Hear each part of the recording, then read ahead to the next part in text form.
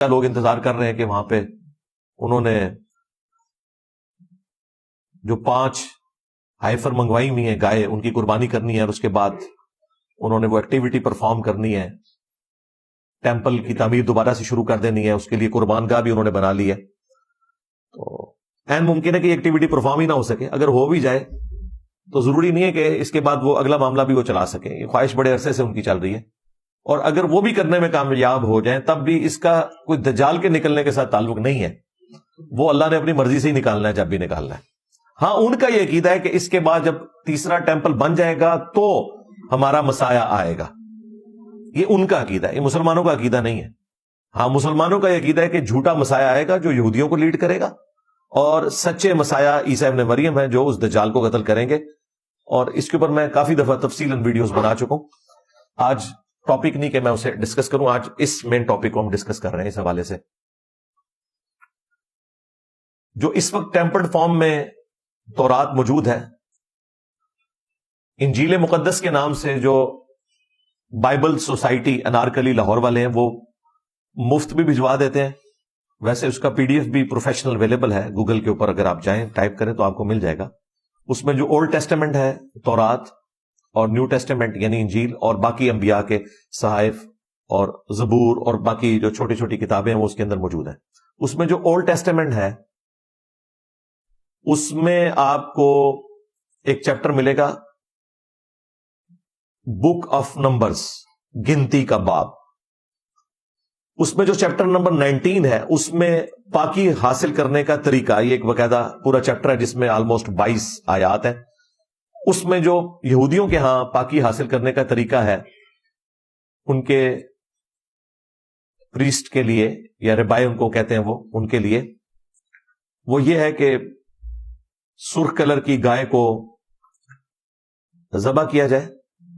اور اسپیسیفکلی حضرت موسیٰ علیہ السلام کے حوالے سے ایک واقعہ اس میں موجود ہے، وہی لیگیسی وہ پھر آگے لے کے چل رہے ہیں. یہ واقعہ قرآن کے اندر بھی آیا، لیکن زمین و آسمان کا فرق ہے دونوں واقعات کے اندر. ظاہر ہے ہم تو وہی واقعہ مانیں گے جو قرآن میں ہے. پہلے میں آپ کو بتاتا ہوں کہ توریت کے اندر کون سا واقعہ لکھا ہوا ہے. توریت کے اندر یہ واقعہ لکھا ہوا ہے کہ موسیٰ علیہ السلام کو اللہ تعالیٰ نے حکم دیا کہ وہ اس طرح ایک بچڑے کی قربانی کریں گے جو شوخ ریڈ کلر کا ہو.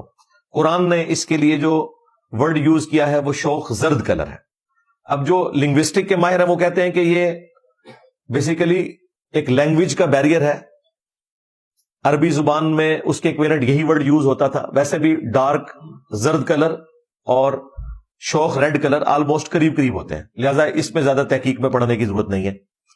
بہرحال وہ ایک یونیک قسم کا بچڑا تھا جس کی پوری تفصیلات سورۃ البقرہ میں آئی ہیں، جو انہوں نے بہانے کیے کہ ہمیں بتایا جائے کس رنگ کا ہو، اور پھر اللہ تعالیٰ نے ایک ایک چیز اس کی کھول کے بیان کی. شکر اینڈ پہ انہوں نے انشاءاللہ کہا، قربانی کرنے میں وہ کامیاب ہو گئے. قرآن تو اس کی ریزن یہ بتاتا ہے کہ چونکہ سامری جادوگر نے ایک بچڑا بنایا جو کہ بولتا بھی تھا، اور وہ بنی اسرائیل کے لیے آزمائش تھی، اور اللہ تعالیٰ نے اسے اپنی طرف منسوب کیا ہے کہ ہم نے فتنے میں ڈالا ہے تیری قوم کو، اے موسیٰ، جو تو نے کوہ طور پہ آنے کی جلدی کی تو ہم نے تیری قوم کو فتنے میں ڈال دیا، اور سامری نے یہ سارا کام ان کے ساتھ کر دیا. سامری کو نظر آ گیا کہ حضرت جبرائیل علیہ السلام کے پاؤں کی خاک جو ہے اس کی برکت اس نے دیکھ لی. وہ جہاں پاؤں پڑتا تھا وہاں سبزہ نکل آتا تھا. قرآن میں اشارتاً اس بات کا ذکر موجود ہے کہ اس نے رسول کے پاؤں کی خاک لی، یعنی وہ حضرت جبرائیل علیہ السلام کے، اور ان کا پاؤں تھا یا ان کی سواری کا پاؤں تھا. بہرحال اتنی تفصیلات میں تو ہمیں جانے کی ضرورت نہیں ہے. بہرحال اس کو to cut the story short, اس نے وہ بچڑے میں ڈالی اور اس میں سے آواز نکلنی شروع ہوگی، اور وہ بھی ایک رینڈم آوازیں تھی. یہ نہیں تھا کہ وہ لوگوں کے ساتھ ڈائریکٹ کلام کر لیتا تھا، بس جو بے ڈھنگم قسم کی آواز نکل آتی تھی. اور سامری نے کہا کہ یہ ہے تمہارا رب. 70,000 اصحاب موسیٰ جو صحابہ تھے مرتد ہو گئے ایک دن کے اندر، اور بعد میں پھر قتل مرتد کی سزا آئی ان کے لیے. توریت میں بھی ذکر موجود ہے اور قرآن کے اندر بھی کہ اپنے اپنے قبیلے کے لوگ ان لوگوں کو قتل کریں جنہوں نے اس بچڑے کو رب مانا. اس کے ذریعے ان کی توبہ قبول ہوگی. پھر اس گائے کی محبت یا بچڑے کی محبت ان کے دل سے نکالنے کے لیے اللہ تعالیٰ نے حکم دیا کہ گائے کی قربانی کی جائے، اور اس پہ وہ بہانے بنا رہے تھے. اس کی ایک بظاہر ریزن بھی تھی، ایک اندھا قتل تھا جس کے قاتل کو ڈھونڈ رہا تھا. جب یہ قربانی ہو گئی تو قرآن میں آتا ہے کہ ہم نے کہا کہ اس گائے کا گوشت کا ٹکڑا اس مقتول کی لاش کے ساتھ ٹچ کرو تو وہ مردہ زندہ ہو جائے گا اور اپنے قاتل کا نام بتائے گا. وقتی طور پہ وہ زندہ ہوا، اور اس کے ذریعے اللہ تعالیٰ نے ان کا ایمان بھی مضبوط کیا کہ اللہ مردوں کو کیسے زندہ کرے گا، اور قاتل کا بھی پتہ چل گیا. یہ نہیں کہ دوبارہ پھر وہ زمین پہ چلنا پھرنا شروع ہو گیا، نہیں، وقتی طور پہ گواہی دی، پھر وہ دوبارہ مر گیا.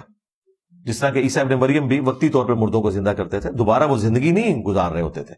یہ تو اللہ تعالیٰ کا رول ہے کہ جو دنیا میں ایک دفعہ آیا اور چلا گیا وہ دوبارہ دنیا میں نہیں آئے گا، موت کے ذریعے گیا. عیسیٰ ابن مریم چونکہ زندہ اٹھائے گئے اس لیے واپس آئیں گے. اس پہ بھی میری تفصیلی ویڈیو موجود ہے.